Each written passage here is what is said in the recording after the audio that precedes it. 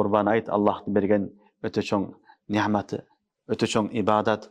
Kur'an-ı Kerim'de Allah subhanahu wa ta'ala ayet: "La yenalallahu luhumuha ve la dimauha, velakin yenaluhu takva minkum." La yenalallahu luhumuha. Allah Taala mal kurbanlık niyetine, anın veya kanına muhtaç emez. Allah subhanahu wa ta'ala oşonu kayrılı özüzge beret. Kayrılı özüz jeybiz anı. Allah subhanahu wa ta'ala hiç de gerek emez. Oşon için Kur'an'da Allah aytıp koygan: "La yenalallahu luhumuha ve la dimauha, velakin yenaluhu takva minkum."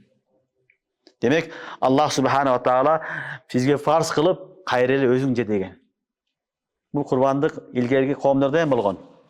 İlgergi kavimler aldığınғы dinlerde de bolgan. Biroq alarda kurbanlık kılıp malın jegenge ruhsat berilgen emes.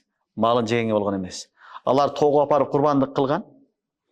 Taştap koygan, asmandan çakılgan düşüp küygüsse, bu kurbanlık kabul bolgan belgisi bolgan. Bilingärbi? Adam aleyhisselam'ın mallarını okuyalarını okusanlar gelet. Ondan sırtkardaşında kelgen okuyalar.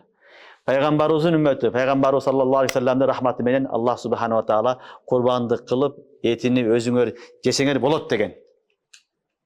Kurbanlık kılıp etini özüňör jeseňer bolat degen. Alhamdulillah kurbanlık kılabız özüň jeysin. Allah üçün soyarsın, barını ber degen jeri jok. Bары jeseň de bola beret.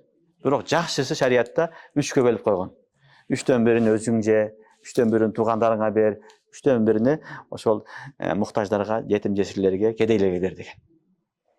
Et jebegenler de et jesin degen. Görüp otarsыңарбы? Demek bu kurbanlıkta Allah subhanahu wa ta'ala bizge bergen, bunun kayrele özüzgö beret. Özüz pişirip jeybiz.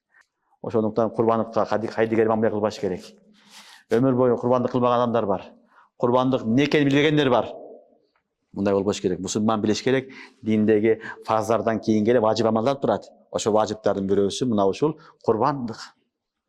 Sadaka fitir kanday vacip bolsa oşondoy ele kurbanlıktagın vacip amal. Bunu atkarış gerek. Atkarбаса çoğun günökör bolat.